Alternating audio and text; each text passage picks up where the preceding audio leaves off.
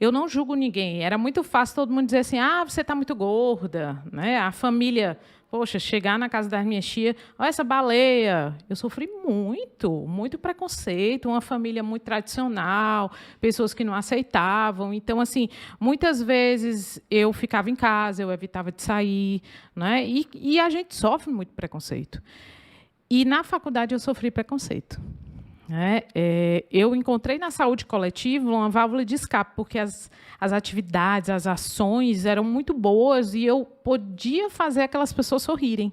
Isso, para mim, foi maravilhoso. Era uma terapia à saúde coletiva. Tanto que depois que eu me formei, né, fui para o serviço público e tudo, mas teve um momento muito marcante na faculdade.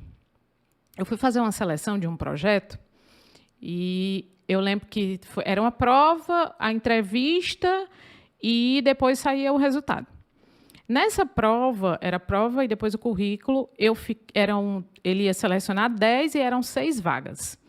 E eu fiquei em 4º lugar nessa primeira fase. Eu disse, poxa, que legal, né? Vou entrar e tem chance, eu vou para a entrevista. Quando eu cheguei na entrevista, o professor, que hoje eu amo esse professor, ele é muito meu amigo. Na época, eu acho que também, né, eu também não vou julgá-lo, porque ele também tinha aquele pensamento naquela época, que hoje ele não tem mais, graças a Deus.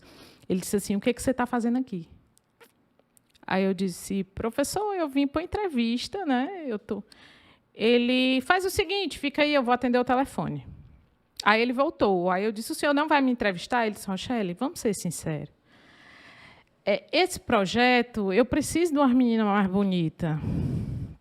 Aí ele deu alguns motivos lá. Aí quando saiu, eu fui embora.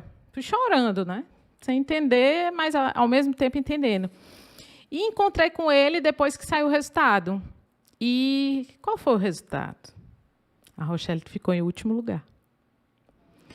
E eu, caramba, meu Deus, ser obesa, você sofre preconceito em todos os lugares, e principalmente dentro de uma faculdade. Lógico que hoje tudo está diferente, graças a Deus. Muitas pessoas evoluíram. Esse professor, hoje, ele tem outra visão, graças a Deus. Somos muitos amigos hoje, a gente se respeita muito, mas, para mim, foi um baque. Aí eu cheguei para ele e disse assim, professor, por que isso? Isso, acho que era uma semana depois. Ele, Rochelle, toda seleção é injusta. Aí eu disse, será, professor? O pior é que depois de, acho que uns 6 meses, eu tentei uma nova seleção e não era com ele, era com outro. Aí ele me encontrou no lugar do projeto. Aí ele, o que você está fazendo aqui? Eu disse, lembra que o senhor disse que toda seleção é injusta? Mas dessa vez não foi. E o senhor vai ter que me aturar 1 ano. E aí foi um baque para ele. A gente conversou depois. Aí ele realmente, Rochelle, naquele momento foi maturidade em mim e tal, e passou, né? Mas a gente sabe que isso marca, né? Marca. E, assim, às vezes, até você, como doutor, tem uma certa credibilidade, mas você, quando é estudante, ainda tem que passar por algumas dificuldades. E a obesidade foi uma delas. Né? Encarar, por exemplo, foi muito difícil para mim a questão do jaleco, porque quando eu cheguei, para mim encontrar um jaleco era difícil, Carol. E isso mexeu muito comigo. E as lojas não estão prontas, a sociedade não está pronta.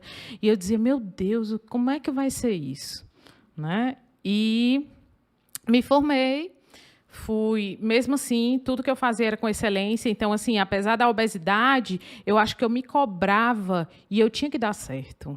Então, tudo que eu fazia, eu dizia, não, eu vou fazer com excelência, eu vou ser a melhor, eu vou ser referência no que eu fizer. Então, as pessoas nunca imaginavam que eu estava triste. Eu acabei usando o meu sonho como uma máscara para superar o lado profissional.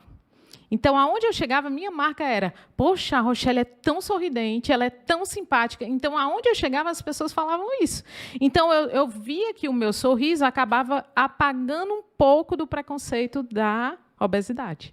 E isso fez com que eu seguisse. Né? Fui fazer minha especialização, trabalhei em 11 municípios, viajei bastante interior. E fui coordenadora de Itaitinga. Em 2009 foi quando eu atingi meu maior peso. E nessa fase eu não estava bem. Pedi para sair e até decidi ir para um interior mais longe, porque eu não estava bem comigo. E eu vi que o problema realmente era o trauma, o corpo já não aguentava, eu com 1,63 m, tendo que viajar, tendo que trabalhar, ser dentista, porque a gente sabe que o dentista ele sofre, né, a questão da postura, você tem que atender pessoas, então aquilo é cansativo. E eu sempre gostei de dar aula. Então, eu sempre mesclava a questão da docência com a questão clínica. Mas chegou um ponto que eu disse assim, não, eu vou investir na docência e, como eu fiz especialização em gestão, eu também vou seguir essa parte como gestora. Mas eu dizia assim, poxa, como é que eu vou dar aula e vou ser gestora dessa forma? Se eu não encontro uma roupa, se eu não encontro um terno, se eu não encontro... Isso começou a mexer com o meu psicológico. E eu praticamente fiquei depressiva. Aí eu disse, meu Deus, eu preciso de ajuda. Né? Então, quando foi 2015, eu fui pesquisar sobre a obesidade. Até então, eu não sabia. E eu descobri que a obesidade é uma doença crônica, inflamatória e que não tem cura.